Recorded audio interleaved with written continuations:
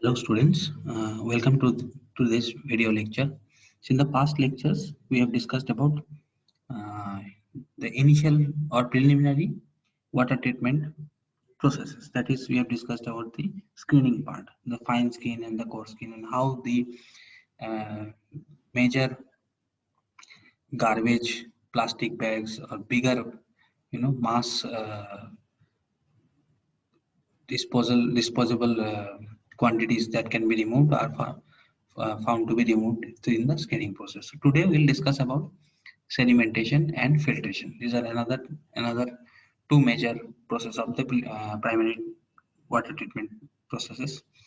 So sedimentation, now the entire process of sedimentation works on the Stokes law. So Stokes law means, Stokes law says that any particle which is flowing in any viscous medium, okay, so it will attain certain terminal velocity, and the velocity with which it settles down, it is called as settling velocity. This you have already studied in your other environmental classes, and also in physics also you have studied about Stokes law. So the medium can be in air also and in water also. When a particle falls from the atmosphere, okay, it attains a certain velocity through which it settles down. So the medium is air, but here we are discussing about sedimentation in water. So here the medium is water. Now any suspended particles that remain in suspension in water will have a tendency to settle down. Now depends on the specific gravity of the particle and its size. The more the size, the more will be its settling velocity. So we have derived this expression for settling velocity that is given by 4 by 3 GD into G minus 1 by CD, where G is your acceleration due to gravity, D is the grain size of sediment or diameter of the particle size, capital G is your specific gravity of the substance of the soil, the sediment, and CD is your coefficient of drag. So this comes into play. This is already we know about in laminar and turbulent flow. Okay, so this CD will vary. Now this CD again will depend on the Reynolds number. What is Reynolds number? Rho Vd by mu. Reynolds number gives you an idea of the kind of flow, whether it is laminar flow or a turbulent flow. So for laminar flow, your CD is calculated to be 24 by Re. Re is again Reynolds number. Rho. In a pipe flow or in a open channel flow or any flow, this Reynolds number will vary. So now, putting this expression here in CD, in place of CD, we get the settling velocity as G by 18 into G minus 1 into D square by mu, where again G is acceleration due to gravity, capital G is your specific gravity, D is the grain size of sediment or the diameter of the sediment, and mu is the kinematic viscosity of water. Okay, so this is the expression that we have got. Now, this is for grain size. Okay, this is for grain size less than 0.1, and for the grain size greater than 1 mm. For grain size greater than 1 mm, you have another expression we have derived for settling velocity, that is equal to 1.8 into square root of small g d into g minus 1. So that is another derived expression. So this whole things will this expression, final expression, will depend on the Reynolds number, whether it is turbulent or it is laminar. Okay, so that is the case when it is more than 1 mm. So that case is for your turbulent flow. So this you have got the settling velocity. Okay, now what happens? First you have to understand the idea of sedimentation. So this is primarily or basically a rectangular sedimentation tank. It is a ideal horizontal flow tank. Now your sedimentation tank will be of both shapes. It will be both rectangular and circular. Both are available uh, depending on the need. Okay, so this here first we'll discuss about this is rectangular sedimentation tank. So this is your longitudinal section of a rectangular sedimentation tank. So this is the influent. That means the water. Okay, the water after coming from these primary as the screens, coarse screens and fine screens. This is the influent water. This is entering. This enters the tank through this. Okay, it enters the tank, and then this is the baffle wall. Baffle wall is kind of an objection or an obstruction that is provided to the flow. So once you provide an obstruction, what will happen? The flow will enter with a certain velocity. It will obstruct. This baffle will obstruct the flow. It will suddenly stop the flow for some time, and then due to baffling, the flow gets baffled, and these particles will start settling down. Okay, here again here, and so this is the top of the tank, and this is your freeboard. Freeboard is 0.3 meter, and this is the water level. Okay, now this is your bottom of the tank. So it is approximately at a slope of 1%. Okay, very flat slope of 1% is given. Now whatever water is coming here, okay, uh, the suspended particles will be here. Due to this baffle wall, it is stopped, and it is allowed. It is detention. Water is detained. Water is made to be in a resting position. Water is made to rest. It is detained for nearly depends. It might be detained for 12 hours or 24 hours. So depending upon the quantity of water that is required to be treated. So it generally varies between 12 to 24 hours, the detention time of this water in the sedimentation. Now as and when this 12 hours to 24 hours, all these particles will settle down. Okay, and then it will come here in this hopper, the hopper kind of a thing. So from here, this sediment will be deposited here, and this sludge, you can say this is sediment or the deposited sludge. It is taken, withdrawn from this withdrawal pipe and pumped to another place. Okay, and meanwhile, the clear water, effluent water, that is being taken out for the next treatment process. So this is generally a brief outline that I have given to you, how the sedimentation process takes place or it occurs. Okay, now this is about the sedimentation. Now, after this treatment, this is preliminary sedimentation or planned sedimentation. Sometimes it so happens that even after this entire settling process, even after this entire detention process also, some particles are still remaining in suspension. In that case, like clay particles or silt particles, there are very small particles.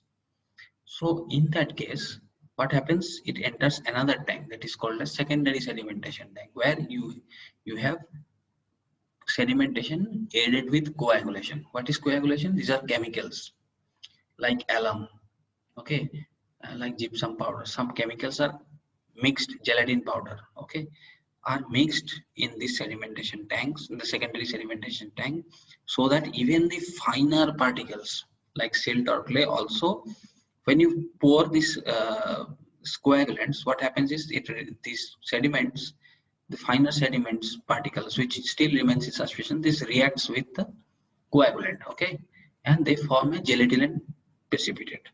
So what happens when it reacts with the coagulants? Its size will increase because of transfer of electropositive and negative charges. Okay, so its size will increase, and when its size it will increase, the settling velocity will increase, because settling velocity depends on the square of the diameter of the size. So again, this settling velocity will increase and it will settle down.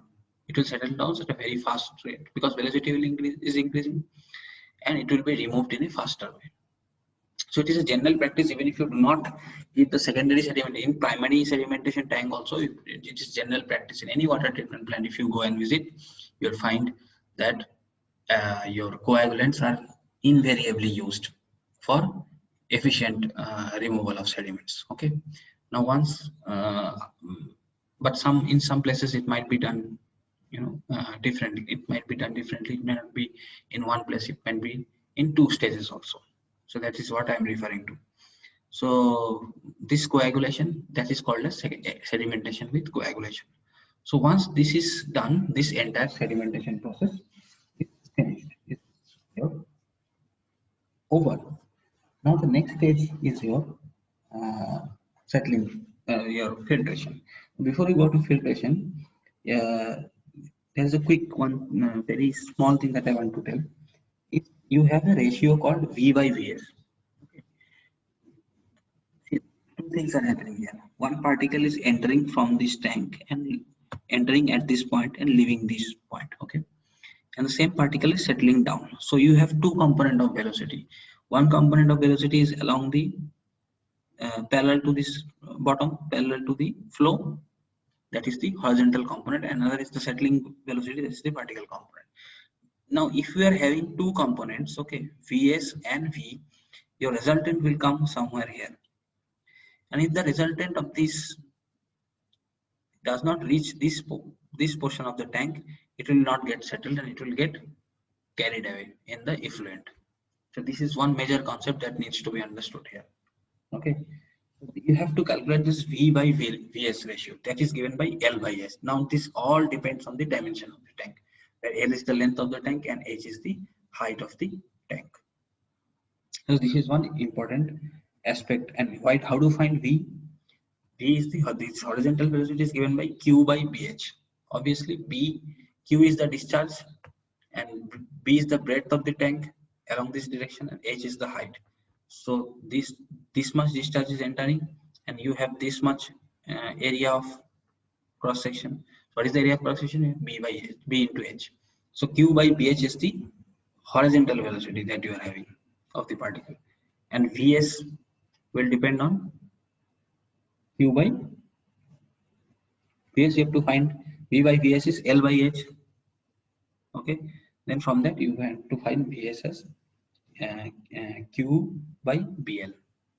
So Vs is Q by BL. This is another uh, formula for finding the Vs. If you have only the dimensions and the discharge, if you do not have any other data, you can find Vs in that manner.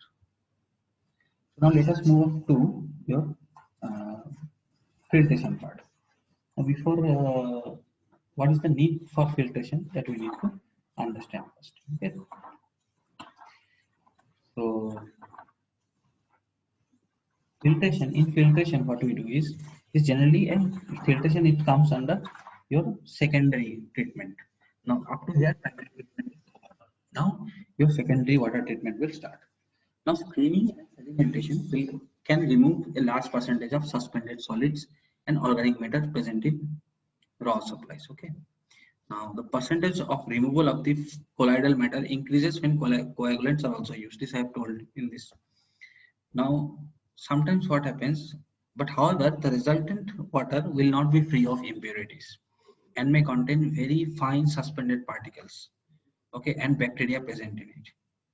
So to remove it or to reduce the remaining impurities, still further, and to produce potable water, the water is filtered through beds of granular material, okay, such as sand, gravel, and all.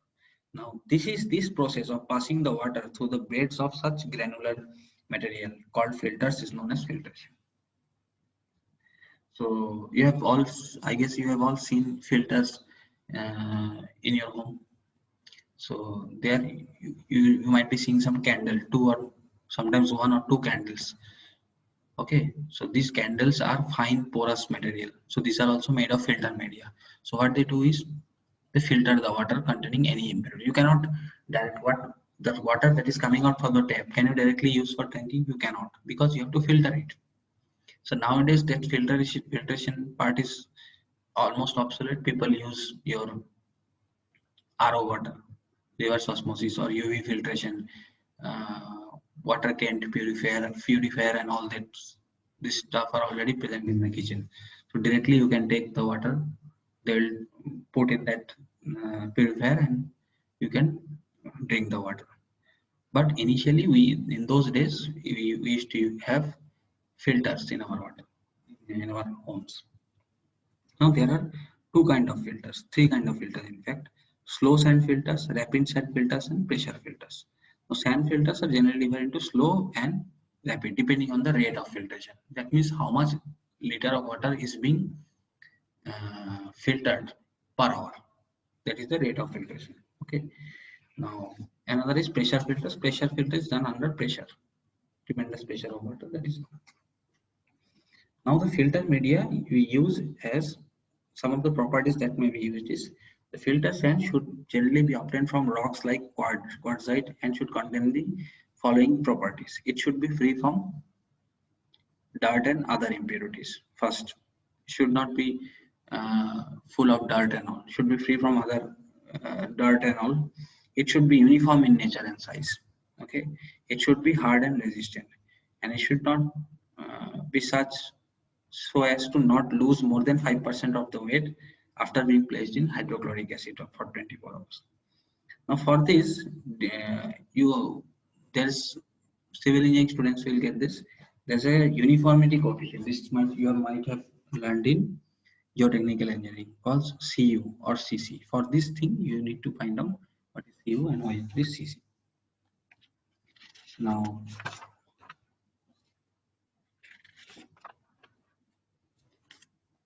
what happens is, let us have a quick look at this picture. So this is a picture of your rapid sand filters, gravity sand filters. Okay. So you can see here, there are bed. These are the filtering media. Okay. This is gravel in layers. This is sand. Okay. So sand, it is you are having 0.75 meter, and gravel of different size in two layers. So you have basically 3-layer filtering media. Now what happens is you pour water here. This is the water. Okay, this is the inlet chamber, and water is being pumped in and poured over the sprinkled over the filters at certain rate. Now it will filter, and this filtered water will come and being collected through a pipe. And then again, now what happens is in this filtering media regularly needs to be washed. Okay, so if you do not wash it, this filtering media will get clogged. It will get clogged, and those pores through which the filtering part, the filtering process is taking place, that might be prevented. So this is very important. So for that clogging to not happen, in order to prevent the clogging, you need to wash this filter. You need to stop one of the unit. You need to wash this. In the meantime, you start the other unit, and then after washing, you can start the next unit. So parallelly, 2-3 units of filter will work. Okay. So now how this washing will take place? This again filtered water. Some of this filtered water is again sent back. Okay, for washing. It may be like if you are collecting 10 liters of filtered water, you may take 5% or 10% of that filtered water to backwash it, and that will be collected from these drains. Okay, these are lateral drains. This is one main drain. This is your main drain, and these are lateral drains. The lateral drains will collect, and then these are the pipes for which again when you wash it, when the sand is continuously filtering, when the filtering media, sand and gravels together are continuously filtering, there will be some loss of head of water. So that loss should not be more, that you have to see to it. So this is, I gave you a brief idea of filtration. So in the next class, we'll study about the other aspects of the treatment, water treatment, and then we move to the importance of sanitation in this unit. Thank you for listening to this video.